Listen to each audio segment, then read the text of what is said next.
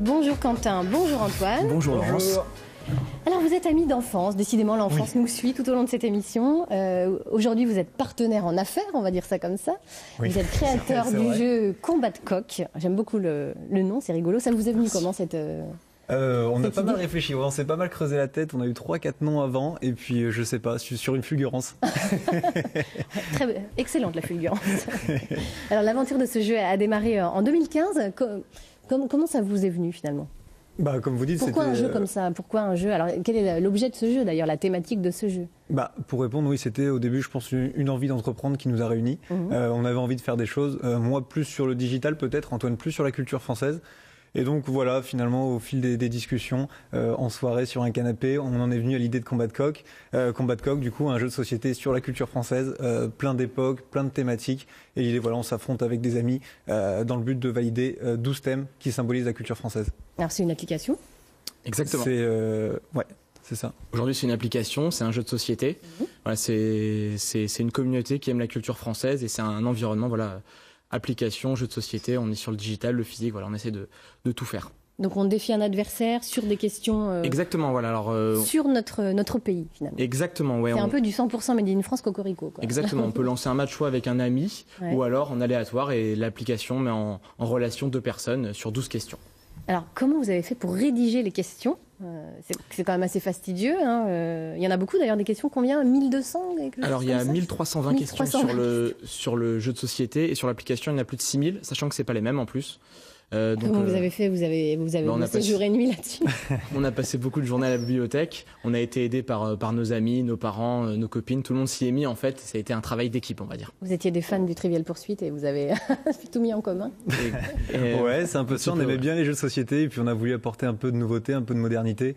Et là, l'avantage, c'est que normalement tout le monde s'y retrouve. C'est de la culture française et avec le fait d'avoir plein de thématiques, bah forcément, moi, je peux y jouer comme mes grands-parents. Et c'est ça de notre volonté sur Combat de coq. Alors ça donne quoi des questions de combat de coq ? On va tenter, on va essayer. Vous en avez une ou deux là qu'on essaye pour voir ?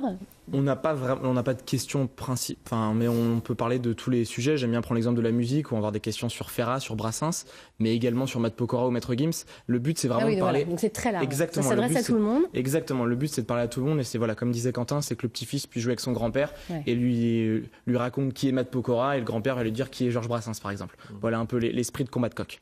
D'accord. Alors, combien de personnes ont été séduites déjà par votre jeu ? Parce que c'est énorme, c'est un succès. Sur l'aventure, c'est vrai que alors, du coup, il y a eu l'application mobile. Donc sur l'application mobile, on est plus de 50 000 joueurs aujourd'hui. Donc en moins de 2 ans, donc c'est vrai que ça fait déjà une belle communauté. Après, il y a eu donc le jeu de société sur la culture française, vendu dans 70 points de vente et à peu près plus de 5-6 000 exemplaires vendus en quelques mois. Donc ça commence à faire une belle communauté, presque 10 000 sur les réseaux sociaux. Donc voilà, maintenant ça commence à faire du monde et Combat de coq, c'est vrai que ça devient une vraie petite communauté d'amoureux de la culture française. Et donc on espère attirer maintenant encore plus de monde avec la version bretonne. Alors justement, cette version bretonne, pourquoi vous avez voulu la lancer ? Vous pensiez que c'était pas suffisant de faire un jeu national ? Finalement, fallait avoir cette identité propre à notre belle région ? Si, mais on a voulu aller plus loin. Et puis en fait, c'est notre communauté à chaque fois qui nous dit quoi faire. C'est vrai que quand on a lancé l'application, les gens nous ont dit pourquoi pas un jeu de société. Maintenant qu'on a lancé le jeu de société, pourquoi pas un jeu de société sur la culture bretonne.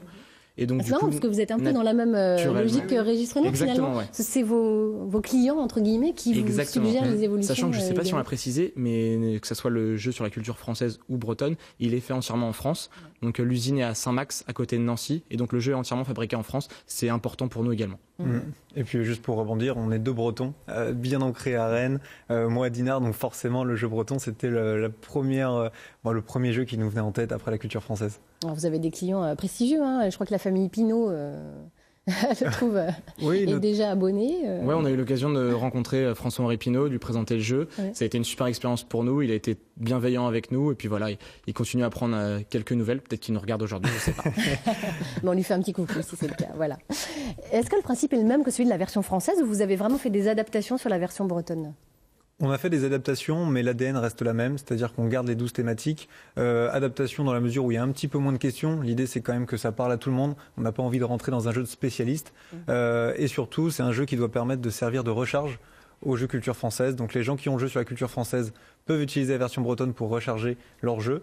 Et sinon, c'est un jeu qui peut jouer en version nomade. Donc c'est un jeu qui garde la même ADN, mais avec quelques adaptations, un volume, un format un peu plus de poche, disons. Est-ce que vous pouvez nous donner un exemple de question ? Allez, Posez-nous des cols, après tout, en version bretonne. Là, sur l'école, non, mais pareil, finalement, on garde le même esprit, c'est-à-dire qu'on va passer de Nolwenn Leroy aux Frères Morvan, donc ça va être sur les premiers albums de Nolwenn Leroy, l'émission qu'il a fait connaître, par exemple, si on fait quelque chose de très générique, et puis après, on va arriver sur les Frères Morvan. Nous, on a découvert, par exemple, j'avoue Ah oui. qu'on ne connaissait pas les Frères Morvan, mais voilà, on a eu la chance aussi... Ça manquait à votre culture. Exactement, sur la culture bretonne, on a appris plein de choses, on a découvert aussi une culture qu'on ne connaissait pas forcément, voilà, comme les Frères Morvan, comme les Sœurs Troadec, tout ça on ne connaissait pas, donc c'est bien, et maintenant on veut le faire découvrir à tout le monde. Voilà. Vous avez bien raison. Alors justement, pour mener à bien ce projet, vous lancez un appel au financement participatif sur la plateforme Kengo.